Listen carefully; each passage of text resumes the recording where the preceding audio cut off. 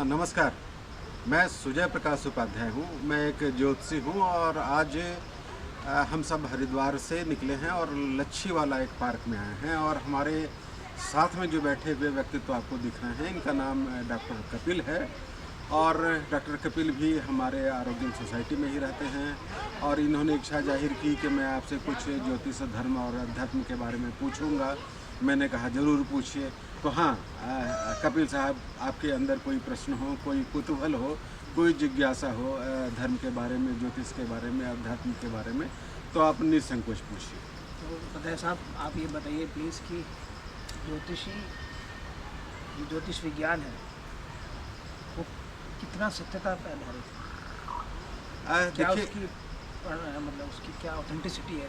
आप साइंस की ऑथेंटिसिटी क्या? आपके प्रश्न से मुझे ज्योतिष पे संशय दिख रहा है। जी। मतलब, और ये संशय करना, कुतूहल करना बहुत ही ज़रूरी है। किसी भी सत्य को उद्भासित करने के लिए शंका और संशय उतना ही ज़रूरी है जितनी उसकी प्रशंसा। ये जो ज्योतिष है, ब्रह्मांड का एक अंश। ब्रह्मांड तो कोटि कोटि है, बहुत ही बड़ा है, बहुत ही अनंत है, बहुत ही विशाल है, बहुत ही विराट है। समस्त ब्रह्मांड का असर हमारे पर, हमारे जीव जंतुओं पर, हमारे वनस्पतियों पर नहीं पड़ता। ब्रह्मांड का एक छोटा सा अंश, जिसे हम लोग इसे सौरमंडल का हिस्सा कहते हैं, उसका प्रभाव हम पे पड़ता है और हम जन्म कुंडली जब बनाते हैं तो उस छोटे से ब्रह्मांड का जो जन्म के समय में जो स्थिति होती है, उस स्थिति को हम लोग जन्म कुंडली कहते हैं। अब आपका जो प्रश्न है, सूर्य का असर पृथ्वी पर होता है या नहीं? सूर्य की रश्मियाँ जब पृथ्वी पे आती है तो ताप पहुंचाती है। जब सर्द का समय होता है तो ताप अच्छा लगता है, गर्मी में वो अधिक तापित हो जाती है। और तो और सूर्य पर हर 9वें वर्ष और 11वें वर्ष एक बहुत बड़ा विस्फोट होता है और हमारे वैज्ञानिकों ने यह स्थापित किया कि उस विस्फोट का असर भी हमारे वनस्पतियों पर पड़ता है और कार्बन डेटिंग उस साल की बिल्कुल अलग होती है।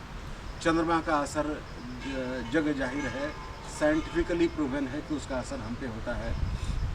समुद्रों का जो उफान है, जो लहर है, वो चंद्रमा से कितना प्रभावित होता है सभी लोग जानते हैं। और समुद्र का जो पानी है और हमारे अंदर जो पानी है वो लगभग एक तरह के हैं। तो समुद्र पे असर हो सकता है तो हमारे जैसे प्राणियों पे असर नहीं होता होगा। इसको बहुत आसानी से समझा जाता है सकता है कि बिल्कुल असर होता है। तो ग्रहों का असर वनस्पतियों पे भी होता है, जीव जंतुओं पे भी होता है और हम पे भी होता है। और इसीलिए सदियों सदियों के बाद भी आज के दिन भी यह बदस्तूर जारी है। हाँ, इसको बदनाम वैसे लोगों ने किया है जो महज लघु परसरी पढ़ के ज्योतिष करते हैं, उन्होंने इन शास्त्रों को बदनाम किया। तो वो तो हमेशा सत्य रहा है जो आप कह रहे हैं, लेकिन थोड़ा सा मुझे इस पर प्रकाश डालिए आप कि उसका जो इंटरप्रिटेशन है, प्रभाव तो पड़ता है, नो डाउट अबाउट इट, वनस्पति पर भी पड़ता है, आदमियों पर भी पड़ता है, सब पे पड़ता है, लेकिन उसकी एनालिसिस करना, उसको एनालाइज करना, वो आप कैसे कह सकते हैं कि भाई हम एस्ट्रोलॉजी में जो लोग करते हैं वो सही कर पाते हैं, उसको नहीं कर पाते हैं? कैसे आप पहचान सकते हैं किसी एस्ट्रोलॉजी को देख के कि उसने आपकी कैलकुलेशन बिल्कुल ठीक किया, आपके बारे में बिल्कुल सही बताया? ऐसा करने के लिए तो थोड़ा सा ज्योतिष का ज्ञान आपको होना जरूरी है। वैसे ज्योतिष विद्या में जो जो ब्रह्मांड है उसको हम लोग 12 राशियों में बांटते हैं। 360 डिग्री का जो वह ब्रह्मांड जिसका असर हम पे होता है, उसको हम 12 राशियों में बांटते हैं। और जब आपका जन्म हो रहा होता है और पूर्वी दिशा से जो लग्न उदित होता है उसे हम एसेंडेंट या लग्न कहते हैं। अब जो लग्न के बाद जो 12 भाव हैं, वह जीवन के विविध अंशों को परिलक्षित और प्रभावित करते हैं। लग्न आपकी भाव भंगिमा का, आपकी पर्सनालिटी का, आपके चेहरे का, आपकी आँखों का, आपके ललाट का, आपके समस्त स्वास्थ्य का। दूसरा भाव जो है वो धन का, कुटुंब का, वाणी का। तीसरा पराक्रम का, छोटे भाई का। चौथा माता का, वाहन का। पांचवा विद्या का। छठा शत्रु का, रोग का। सातवां दाम्पत्य जीवन का, रति भाव का। आठवां मृत्यु का। नौवां भाग्य का। 10वां आजीविका का, राज्य का। 11वां आय का और 12वां वो जो है वो व्यय भाव, एक्सपेंडिचर भाव को कहते हैं। मतलब जीवन के जितने आयाम हैं उनको इस 12 भावों में बांटा गया।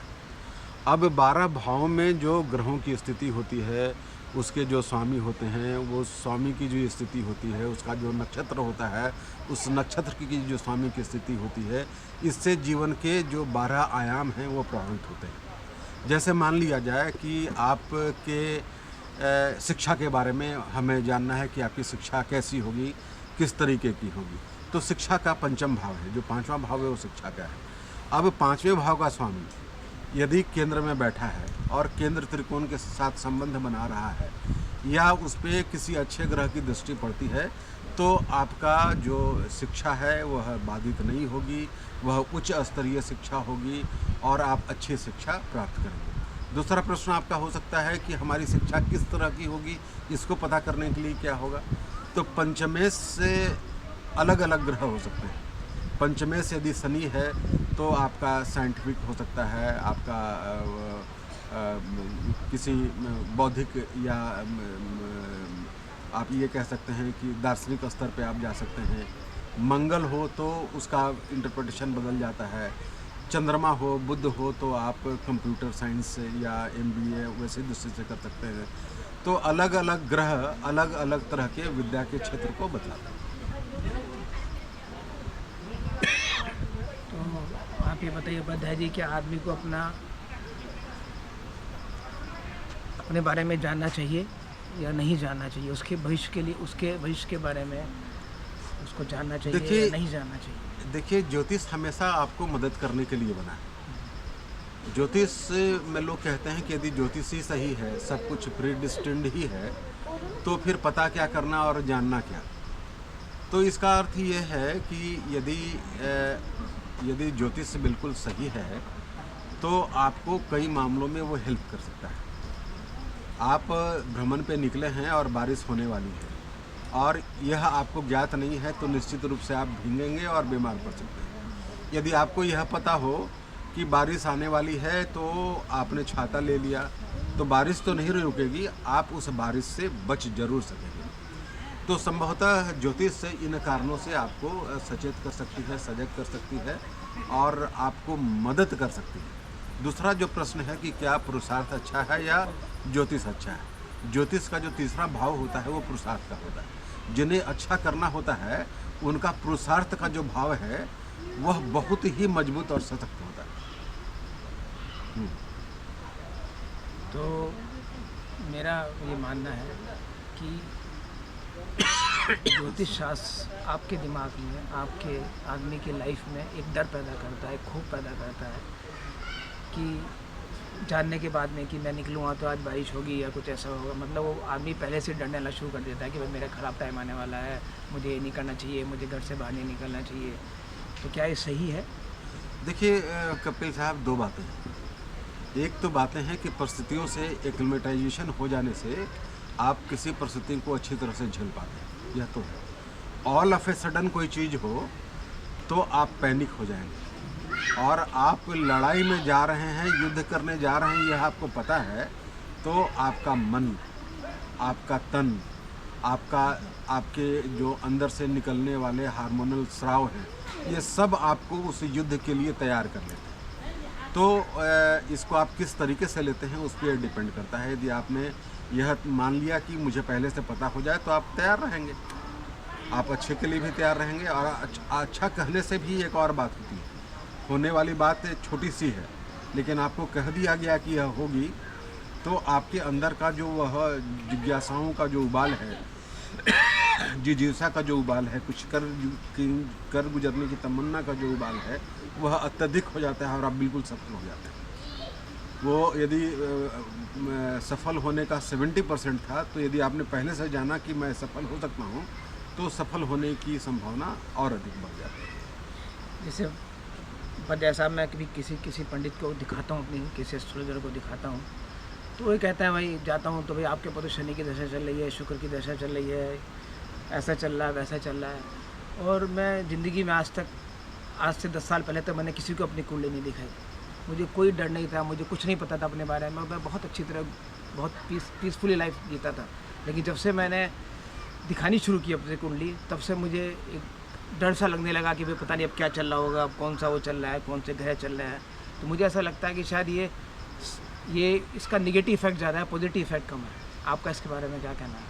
देखिए कपिल साहब, जितने भी ग्रंथ हैं हमारे शास्त्रीय, चाहे वह लघु परसरी हो, वह बृहद परसरी हो, वह जातक तत्वम हो, भाव कुतबल हो, वह सारावली हो, वह फल दीपिका हो, वह शंभु होरा प्रकाश हो, सब के दूसरे चैप्टर में रोल ऑफ एस्ट्रोलॉजर, ज्योतिष की भूमिका लिखी हुई है। और ज्योतिष की भूमिका में यह बहुत स्पष्ट रूप से लिखा हुआ है कि ज्योतिष की भूमिका किसी सामने वाले जातक का मनोबल तोड़ना नहीं, उसका मनोबल बढ़ाना है। और किसी अज्ञात दुविधा या संकट आने वाले हैं, उस दृष्टि से भी उसको बताना इस तरह से है कि उसका मनोबल टूटे नहीं और वह उसके लिए तैयार हो जाए।